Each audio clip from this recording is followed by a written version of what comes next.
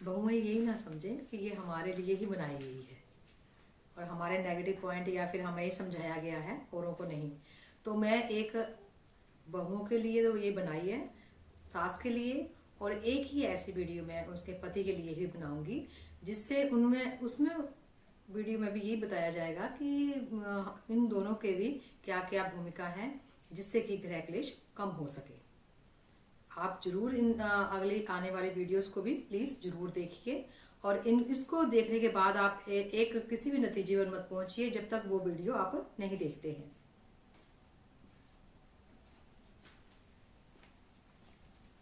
Hello, नमस्कार जी, मैं अंजू ठाकुर।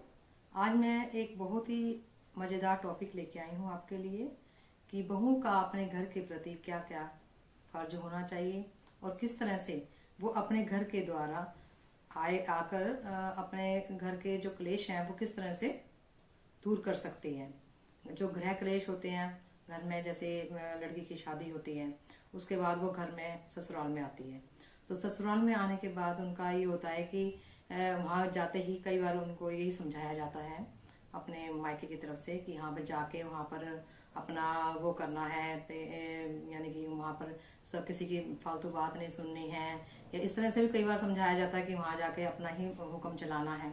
ठीक है, तो ये बातें जो हैं सारे उस परिवार में जाके जो फिर बेटियां भी इसी तरह से करती हैं, जिसके कारण जो है वहाँ पर गृह क्लेश ससुराल में पैदा हो जाते हैं। ठीक है, हम क्या करें कि जिससे जो है वो आगे जाने वाले जो अगला घर है, ससुराल पक्ष है हमारा, उसमें किस तरह से हम अपनी शांति बनाए रख सकते हैं।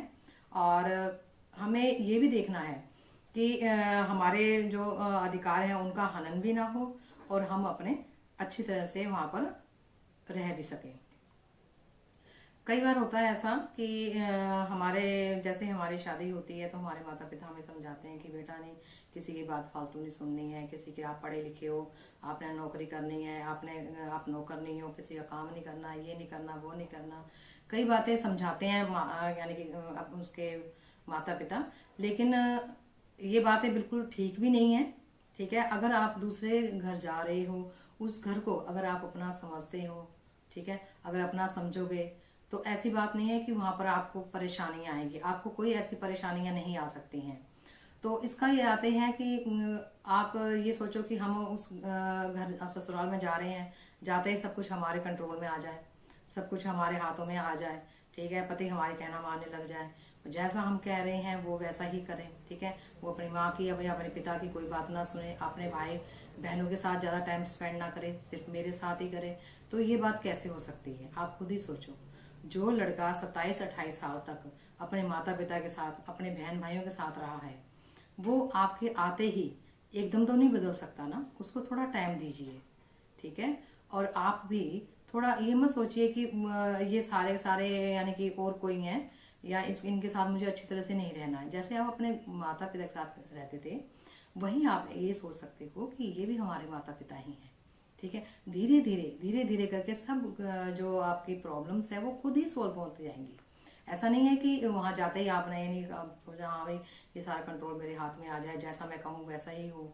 ठीक है, तो आप ये सोचो, अगर जैसे आपके घर में माता पिता के घर में आप रहते थे, अगर वहाँ पर भी आके कोई एकदम आके कोई दूसरे बाहर का हुक्म चलाने लग जाए, तो आप मानोगे? कभी नहीं मानोगे। ठीक है, तो आप भी कहोगे नहीं ये हुक्म चलाने वाली कौन होती है।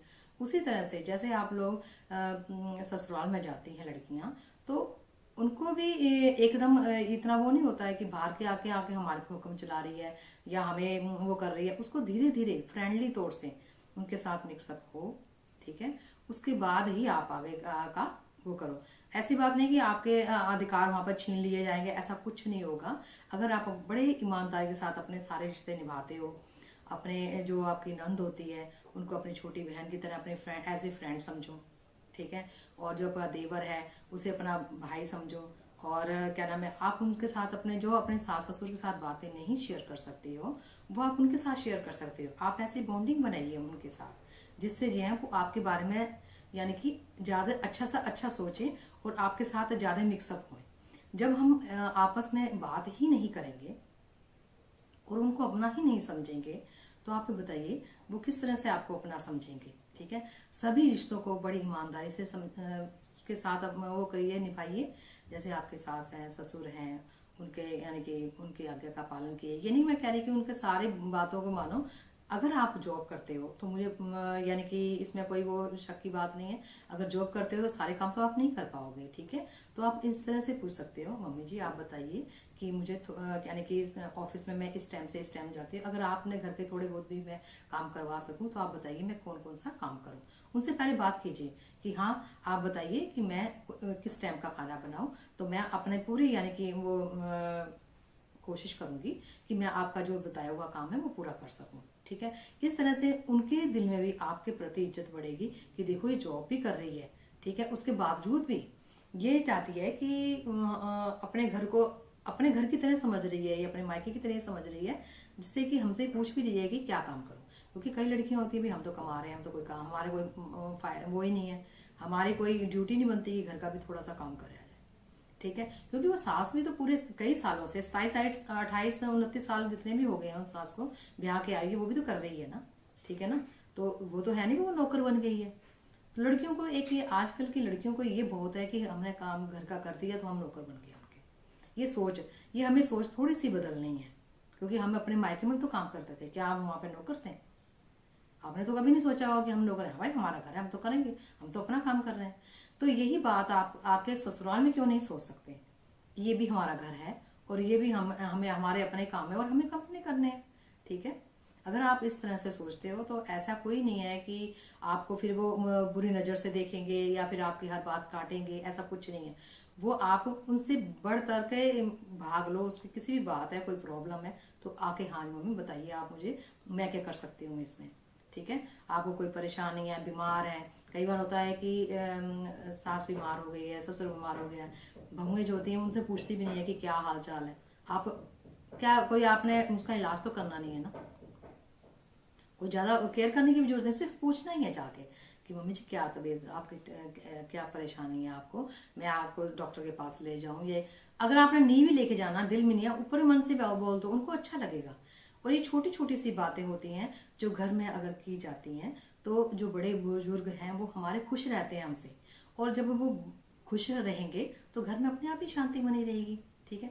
कभी कभी ऐसा करो कि अगर आपको जैसे छुट्टी है, संडे की छुट्टी आई है, आप जॉब जाते हो और संडे की छुट्टी आई है, तो आप कोई ऐसी स्पेशल डिश बनाओ और सबको घर में आज आपके लिए ये बनाइए, तो उनको भी अच्छा लगेगा कि हमारा ख्याल रख रही है, हमें अपना समझती है। इसीलिए ये नहीं कि भी एक कमरे में अपने कमरे में बंद हो गए वहाँ बैठे रहो, थोड़ी देर बाहर निकले तो बस इस तरह से जैसे मेहमान है, उस तरह से नहीं, अपना घर है आपका ये, तो इसको अपना घर जैसा ही समझो।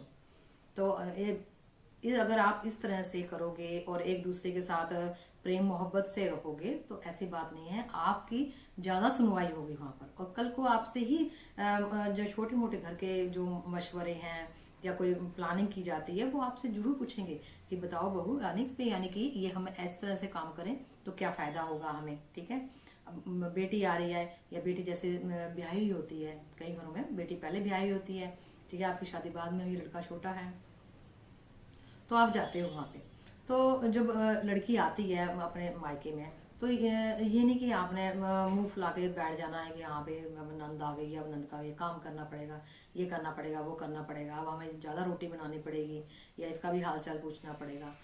आप उसको बड़े वेलकम करो उसका, वो भी खुश होगी कि आप आपके यानी कि उसके आने से आप खुश हुए हो। और सबसे बड़ी बात, शादी करके ये तो है नहीं कि उसका कोई इस घर से नाता नहीं रहा है, वो इस घर की बेटी है और जितना आपका हक है इस घर पे उतना ही उसका भी हक है, ठीक है। इसलिए आपको चाहिए कि आप जो है उससे बहुत ही फ्रेंडली होके पूछो, हाँ आपका घर कैसा चल रहा है, या आपके हस्बैंड कैसे है, बच्चे कैसे हैं, सब कुछ उसे अच्छा लगेगा कि ये हमारे बारे में पूछ रही है या फिर हमारे लिए कुछ सोचती है, ठीक है, हमें बोझ नहीं समझ रही है, हमें इग्नोर नहीं कर रही है। क्योंकि जब बेटियां आती हैं मायके में और अगर उन्हें अपनी भाभी के द्वारा इग्नोर किया जाता है तो उसको बहुत दुख होता है। इसलिए थोड़ा सा हमें इस बात का ख्याल रखना है।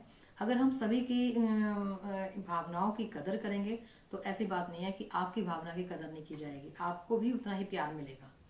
अगर जैसे कोई भी परेशानी आ रही है या कोई हो सकता है कि आप में कई बार अनबन भी हो जाती है, सास में अनबन हो गई या नंद में अनबन हो गई, आपको इसी बात को लेकर आप लोगों में झगड़ा भी हो सकता है छोटा मोटा, या बहस हो गई, तो आपने ये नहीं कि उस बात को ले जाकर अपने मायके वालों को पहले ही फ़ोन कर देना कि आज तो मेरी इससे लड़ाई हो गई, आज तो ये हो गया, ये इसने ये कह दिया, वो कह दिया। इस तरह से बात बढ़ती है। सबसे पहले आपने उसी से ही बात करनी है कि ये बात आपने मुझसे क्यों कही, ठीक है, उससे सुलझाने की कोशिश करनी है। अगर हो सकता है कई बार पे वो बात ना सुलझ सके, तो पहले अपनी सास से, अपने ससुर से बात कीजिए या अपने हस्बैंड से बात कीजिए, ठीक है। अगर उसके बाद भी ये बात सुलझती नहीं है, या आपको ये लगता है कि मुझे ही दबाया जा रहा है जबकि मेरी कोई गलती नहीं है, तो फिर आप अपने पेरेंट्स से बात कर सकते हो। उसके बाद वो आपके पेरेंट्स आके आपके सास ससुर से बात कर सकते हैं, जिससे ये जो छोटी सी बात है वो बड़ी होगी भी नहीं, इशू भी नहीं बनेगा, और हमारे रिश्तेदारी में भी वो बात फैलेगी नहीं। हमारे घर की बात जो है वो घर में ही रह जाएगी। इस तरह से बहुएं भी ससुराल में काफ़ी हद तक जो हमारे गृह क्लेश जो इतने बढ़ रहे हैं और जिसकी वजह से हमारे घर टूट रहे हैं, ठीक है, आपस में हमारी जो अंडरस्टैंडिंग है वो भी नहीं हो पा रही है, रिश्तों में कड़वाहट आ रही है, तो उसको हम काफ़ी हद तक सॉल्व कर सकते हैं अगर हम छोटी छोटी सी ये जो टिप्स हैं अगर ये फॉलो करते हैं।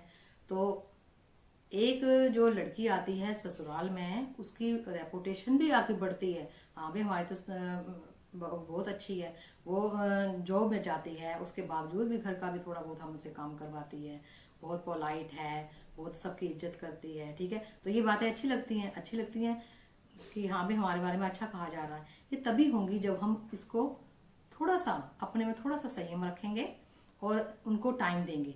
क्योंकि देखो जाते ही अगर आप उसमें हुक्म चलाने लग जाओगे और इग्नोर करोगे सब लोगों को, किसी से बात नहीं करोगे सीधे मुंह, तो आप क्या सोचते हो कि आपकी बहुत प्रशंसा होगी, तो वो कह देंगे बाहर जाके कभी बात करेंगे हमारी बहू तो हमसे ढंग से बात ही नहीं करती है, वो तो अपने कमरे में पड़ी रहती है, वो तो इस तरह से करती है जैसे कोई अजनबी है, ठीक है। इस तरह से जो घर में एक तो तनाव भी बढ़ता है, ऊपर से आपका जो उनके प्रति देखो कहते हैं कि first impression is last impression.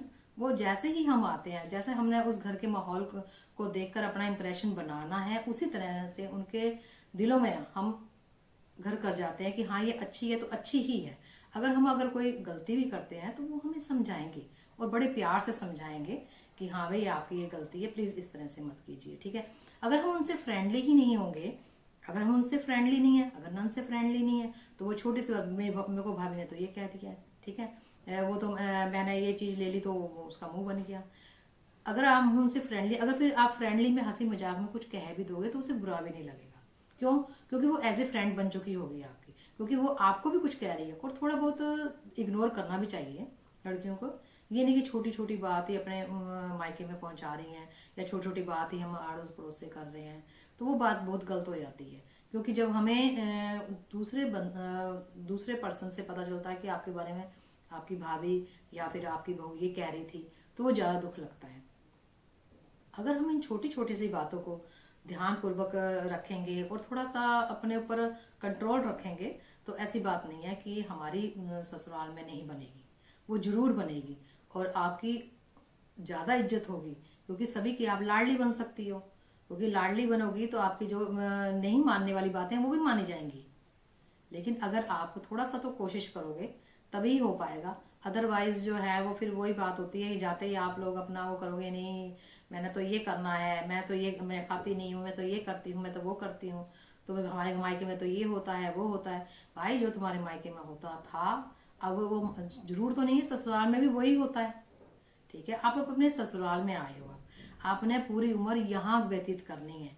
अब अपने मायके को जो साल देने थे वो दे चुके हो आप अपने मायके में तो रहोगे नहीं ना। मायके में तो अब आप एज ए गेस्ट ही जाओगे, कभी कभाई जाओगे, ठीक है। रहना कहाँ है आपको, परमानेंट रहना कहाँ है आपको, आगे आगे आपको ससुराल में ही रहना है, ठीक है।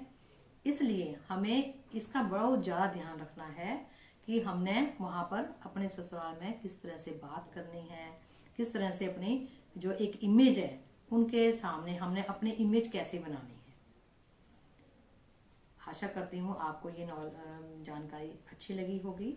अगर आपको अच्छी लगी है तो प्लीज़ इसका लाइक कीजिए और कमेंट भी ज़रूर कीजिए। अगर कोई आपको कोई गलती या कोई त्रुटि लगती है कि ये नहीं होना चाहिए था, तो प्लीज़ मुझे ज़रूर बताइए। और मेरे चैनल को सब्सक्राइब करिए और बेल आइकन को दबाइए, जिससे मेरी अगली वीडियो की नोटिफिकेशन आपको जल्दी मिल सके। नमस्कार।